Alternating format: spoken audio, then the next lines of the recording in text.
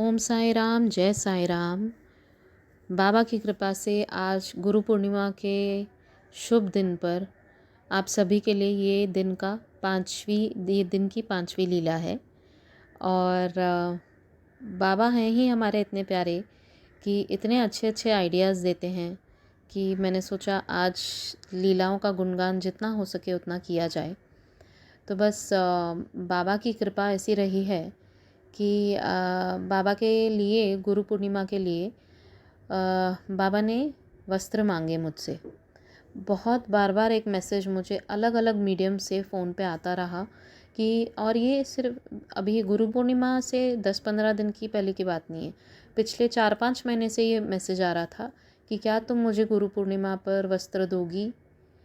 And मैं बोली कि बाबा अभी तो इतना टाइम है गुरु पूर्णिमा में, मैं ज़रूर दूंगी, क्यों नहीं दूंगी। आप मुझे तभी भी लेकिन याद दिलाना।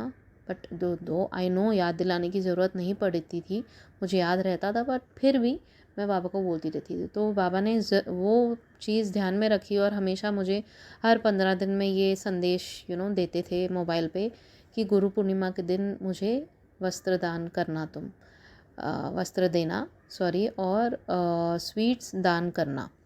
तो I was like yes sure बाबा, मैं क्यों नहीं, आप बोलो, मैं आपके कहे के बाहर हुई नहीं। आप जो बोलोगे मैं वो करूँगी और ज़रूर दूँगी आपको वस्त्र। तो मैंने क्या सोचा था कि बाबा के लिए कुछ अलग सा यूनिक सा वस्त्र बनवाऊँगी। मेरी एक फ्रेंड है जो डिज़ाइनर है, तो उसको मैंने बोला था 15 दिन पहले, गुरु पूर्णिमा से 15 दिन पहले, कि तुम मुझे ऐसा ऐसा एक वस्त्र चाहिए बाबा के लिए। एंड उस पर मैंने सोचा था ओम साई राम की एम्ब्रॉयडरी कुछ ऐसे करवाऊँगी लिखा हुआ। तो उसने बोला ठीक है, बट उसके यहाँ पर कुछ तो इमरजेंसी आ गई, सम प्रॉब्लम। एंड वो गुरु पूर्णिमा के 3 दिन पहले भी मैंने उसको मैसेज किया कि भाई मेरा काम किया तूने, कुछ हुआ। तो उसने बोला कि नहीं, घर में इमरजेंसी आ गई थी इसलिए हो नहीं पाया, बट मैं लेने जाऊँगी। और वो क्या बोली कि गुरु पूर्णिमा के 2 दिन पहले, लाइक 13th को है तो 11th के लिए बोली मैं जाऊँगी। पहले 10th बोली थी, 10th को पूछा तो तब भी नहीं हुआ। तो मैंने सोचा अभी कल मंडे है, 11th है, मैं ही खुद जाके ले लूँगी बाबा के लिए वस्त्र। अब उसके भरोसे बैठी रहूँगी और उसने नहीं दिया तो फिर प्रॉब्लम हो जाएगी मेरे लिए, तो इससे अच्छा मैं खुद ही जाऊँ। एंड ये चीज़ मुझे पता था बाबा मुझसे ही करवा रहे हैं, क्योंकि बाबा को मेरी चॉइस के कपड़े चाहिए थे, उन्होंने मुझे कहा था। तो मैं तो सिर्फ यही चाह रही थी कि अच्छा सा एक यूनिक सा कुछ बने, इसलिए वो डिज़ाइनर को बोल रही थी। बट वो मेरी फ्रेंड ही है जो करती है, तो आई वॉज़ लाइक वो फ्रेंड है तो वो अच्छे से सिलेक्ट करके करवा लेगी। बट कोई बात नहीं, बाबा की इच्छा थी कि मैं अपने चॉइस का कुछ उनके लिए लूँ। एंड अपनी चॉइस मतलब बाबा की ही चॉइस थी ऑब्वियसली वो भी, क्योंकि जब मैं सिलेक्ट कर रही थी तो मैंने साई सच्चिदानंद के थ्रू बाबा से सिलेक्शन के लिए भी पूछा कि ये 2 हैं तो ये अच्छा लग रहा है मुझे, आपको भी अच्छा लगा क्या। तब बाबा ने हाँ बोला। तो बाबा ने मुझे कैसे मतलब उस दुकान तक भी पहुँचाया, वो मैं आपको बताना चाह रही हूँ बाबा की लीला। तो मंडे को मेरा बेटा स्कूल गया, उसके बाद जब मैं फ्री हुई थोड़ा, अपने हस्बैंड भी मेरे गए ऑफिस, मैं पीछे से निकली इसके लिए दुकान में जाने के लिए। तो एंड उसके 2 दिन पहले मुझे एक और संदेश आया था मोबाइल पर कि मंडे को शिव जी के टेंपल तुम क्यों नहीं जा रही हो। मैंने तुमसे पहले भी कहा है कि शिव टेंपल में जाके पूजा करो हर मंडे को। तो मैं सोच में पड़ गई कि हाँ, मैंने जाना शुरू तो किया था, पर बीच में महीना भर मेरी तबीयत ठीक नहीं थी तो मैं नहीं जा पा रही थी। एंड फिर मेरे बेटे की भी तबीयत ठीक नहीं थी, मैं नहीं गई हूँ। तो मैंने सोचा था ये मंडे जाऊँगी, लेकिन अभी ये मंडे को बाबा आपके वस्त्र का भी काम है तो कैसे होगा, मुझे घर भी वापस पहुँचना है, मेरा बेटा स्कूल से भी वापस आने वाला है उसी टाइम, 1-2 घंटे के अंदर। तो फिर मैंने सोचा चलो ठीक है, देखा जाएगा। वापसी में बाबा ऑटो रुका के 2 मिनट माथा टेक लूँगी शिव जी के मंदिर में और फिर आ जाऊँगी घर पे, मैंने ऐसे सोचा और मैं गई। तो जब मैं दुकान पे ओला ऑटो करके गई थी, तो ऑटो वाले ना वो गली के थोड़ा सा पहले ही मुझे रुकाया, क्योंकि गली में अंदर ट्रैफिक थी। तो वो बोले कि आप यहाँ उतर जाइए, यहाँ से आगे 3-4 दुकान आगे छोड़ के ही आपका वो दुकान है जहाँ आपको जाना है। तो मैंने बोला ठीक है, चलिए कोई बात नहीं। मैं उतर गई वहाँ पर, और जैसे ही 2 कदम आगे चली तो वहाँ पे एक पेड़ के नीचे सुंदर सा शिवलिंग था, सुंदर, अति सुंदर गणपति बप्पा की मूर्ति थी और शिवलिंग बना हुआ था वो पेड़ के नीचे, और एक आदमी वहाँ पूजा कर रहा था। तो मैं इतना खुश हो गई, मैं बोली बाबा आप हर एक हमारी जो मतलब हम सोचते हैं ना कि हमें इस चीज़ में जैसे मैं सोच रही थी कि वापसी में मुझे लेट ना हो जाए, मेरे बेटे के भी स्कूल का टाइमिंग हो जाता है फिर। तो वो चीज़ का भी आप बाबा ध्यान रख लेते हैं और आप कहते हैं कि हर रूप में मैं तुम्हारे सामने आ जाऊँगा, तुम चिंता ना करो, बस मन से याद करो। तो शिव जी को मेरी इच्छा थी कि मैं हाँ, उनके सामने जाऊँ और माथा टेकूँ अपना। तो कैसे बाबा शिव जी के रूप में खुद ही सामने प्रकट हो गए। तो ये तो सबसे पहली बहुत ही सुंदर लीला हुई बाबा की। मतलब मैं ना बोली बाबा को, बाबा आपसे कितना प्यार करूं यार, मतलब कम ही है, कितना भी आपसे प्यार कर लो बहुत कम है वो। आप इतना प्यार देते हैं कि आपके प्यार के सामने हमारा प्यार फीका पड़ जाता है। खैर मैंने माथा टेका और फिर मैं आगे दुकान में गई बाबा के लिए लेने वस्त्र। मैं साड़ी की दुकान में गई थी बिकॉज़ जिस टेम्पल में मुझे देना था उन्होंने कहा था 2.5 से 3 मीटर का कपड़ा। तो मैंने सोचा कि चलो साड़ी की दुकान में जाके देखती हूँ। एंड फिर साड़ी जब मैंने पूछी तो उन्होंने बोला 5.5 मीटर की है साड़ी।